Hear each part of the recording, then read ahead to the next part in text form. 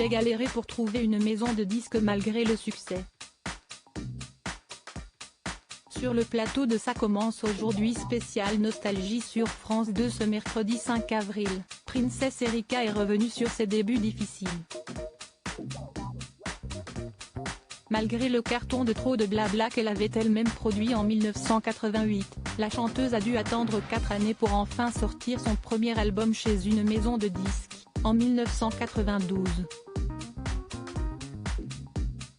Pourtant, j'ai une bonne nature, mais il y a des gens qui disent que non, que je suis caractérielle et tout. Bon, il n'avait pas vraiment envie de signer, a révélé celle qui est également comédienne. Pourtant, vous avez fait quand même ce premier album qui a connu une nomination aux Victoires de la musique, en 1993. Note de la rédaction. C'était une revanche par rapport à tous ceux qui n'osaient pas vous tendre la main, lui a rappelé Faustine Bollard. Vu que je ne l'ai pas eu, bof, a d'abord répondu Princess Erika. Quand même, le fait d'être nommée, si est une vraie reconnaissance du métier, a insisté l'animatrice.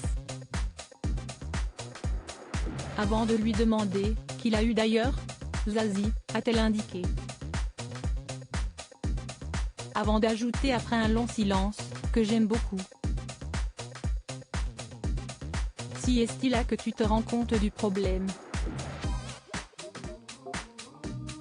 Alors je ne veux pas faire la femme noire machin, mais on m'avait déjà dit avant la cérémonie que je ne l'aurais pas, a confié l'artiste d'origine camerounaise née à Paris. Annie Dupéret, Princess Erika, Blanche Gardin. Ces personnalités qui soutiennent Jean-Luc Mélenchon. Pourquoi le prix lui a échappé au profit de Zazie? À cause de ça, s'est étonnée Faustine Bollard. On m'a dit, Zazie est plus représentative que toi. Les gens se reconnaissent mieux en elle.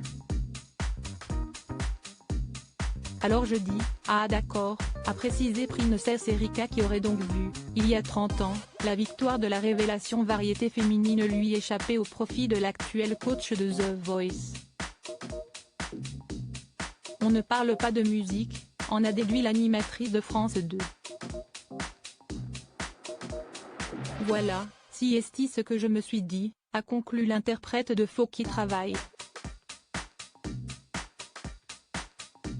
Cette triste expérience ne l'a pas empêchée de persister, et elle a eu raison. En novembre dernier, la chanteuse de 59 ans a publié un nouvel album intitulé Je suis pas une sainte. Peut-être l'une de ses plus belles victoires, de n'avoir jamais cessé de chanter les mots qu'elle souhaitait porter haut. Article écrit en collaboration avec 6 médias. Crédit photo, Capture France 2.